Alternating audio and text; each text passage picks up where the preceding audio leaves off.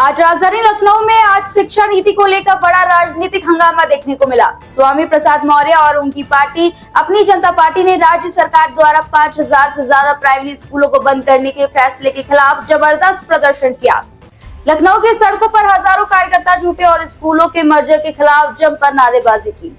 बता दें कि प्रदर्शन की अगुवाई खुद पार्टी के राष्ट्रीय अध्यक्ष स्वामी प्रसाद मौर्य कर रहे थे। जब प्रदर्शनकारी विधानसभा की ओर बढ़े तो पुलिस ने उन्हें बैरिकेडिंग लगाकर रोक दिया। हालात को देखते हुए पुलिस बल की भारी तैनाती की गई थी। अपनी जनता पार्टी राष्ट्रीय अध्यक्ष स्वामी प्रसाद मौर्य ने कहा कि सरकार नहीं चाहती कि गरीबों के बच्चे पढ़े, स्कूल बंद करके वे उन्हें शिक्षा से दूर कर रही है। ये फैसला शिक्षकों को भर्ती से बचने और पिछड़ों को नौकरी से रोकने के लिए लिया गया है। उन्होंने कहा कि हम तब तक आंदोलन जारी रखेंगे जब तक स्कूल मर्जर का फैसला वापस नहीं लिया जाता। बड़े पैमाने पर शराब की दुकानें खुलवा रही है और स्कूल बंद करवा रही है।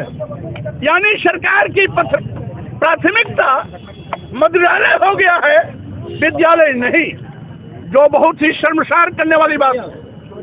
और साथ ही साथ मैं कहना चाहता हूं, योगी सरकार दलित विरोधी, गांव विरोधी, गरीब विरोधी, मजदूर विरोधी, किसान विरोधी सरकार है। क्योंकि इन 27,764 स्कूल जो बंद होने के कगार पर हैं, इसमें गांव, गरीब, मजदूर, किसान, दलित, आदिवासी, पिछड़े समाज के बच्चे पढ़ते हैं। जिनके पास कुछ नहीं है उनके ही बच्चे प्राथमिक विद्यालयों में पढ़ते हैं। अगर संपन्न होते तो अन्य संपन्न लोगों की तरह इनके बच्चे भी नर्सरी, केजी, अंग्रेजी स्कूल में जाते। यानी यह सरकार आज प्राथमिक विद्यालयों को बंद करके गांव, गरीब, मजदूर, किसान, दलित, आदिवासी, पिछड़ों के बच्चों को अशिक्षित बनाने पर तुली हुई है, जो न केवल आरटीई एक्ट का दुरुपयोग है बल्कि नीति निर्देशक तत्व अनुच्छेद 26 का भी उल्लंघन है। इसके साथ ही साथ भारतीय संविधान की दी गई व्यवस्था का भी ये अपमान है। संवैधानिक पदों पर बैठे हुए सत्ता शासन के मंत्री, मुख्यमंत्री आदि लोग आज सत्ता मद में चोर होकर के, मदान होकर के इस प्रकार की घिनौनी और जन विरोधी कार्रवाई करने पर उतारू हैं, जिसके विरोध में अपनी जनता पार्टी एक प्रतिवेदन महामहिम राज्यपाल जी को देने के लिए यहाँ से चल रही है, जिसकी प्रतियां आपको भी अभी मिल जाएंगी। मकसद है इन 27,764 स्कूलों को बचाया जाए। साथ ही साथ एक चीज और बताना चाहता हूँ, आज इन विद्यालयों के संचालन के लिए प्रति क्लास एक अध्यापक के हिसाब से कुल 12.5 लाख शिक्षकों की आवश्यकता है, जबकि उत्तर प्रदेश सरकार के पास मात्र 6,40,000 अध्यापक हैं। आज उत्तर प्रदेश सरकार प्रदेश के सभी प्राथमिक विद्यालयों को एक एक करके बंद करती जा रही है। 16 जून 2025 के शासनादेश के क्रम में 50 बच्चों से कम नामांकन वाले 27,764 प्राथमिक एवं उच्च प्राथमिक विद्यालयों को पेयरिंग और मर्जर के नाम पर बंद करने का पाप कर रही है, जिसमें लगभग 14 लाख बच्चे प्रभावित हो रहे हैं। ये स्कूल